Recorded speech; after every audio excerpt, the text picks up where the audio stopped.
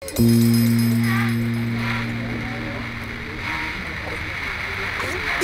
va, apuri, que ja comença, va.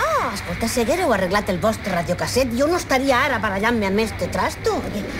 Crec que l'últim que va sintonitzar va ser l'anunci de la mort de Franco. Tenim al telèfon a l'home que ahir va traure un conductor inconscient del seu cotxe en flames. Ximo Fuster. Hola? Ah, sí? Dona, molt bon orador no és. Vaja. I no pot donar-nos algun detall més? Doncs, el cotxe era gran i bonic. Un Mercedes. Blau? Negre. No, negre. Jo trenqui un vidre, talle el cinturó. De seguretat, clar. Els dels pantalons no calia. Hola a tots. Perdó, què és? El futbol? No, Ximo, està contant allò de l'accident. I també estava el gat. Fugir, clar. I molt de foc.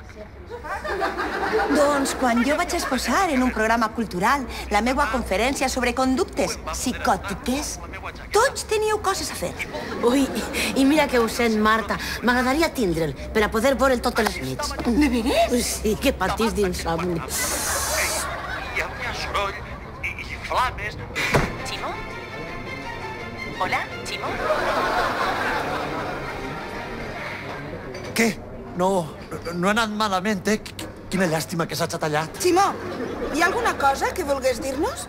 Sí, que vull parlar amb Telefònica perquè es canvien el telèfon. És una vergonya. Millor vaig, personalment. No és possible.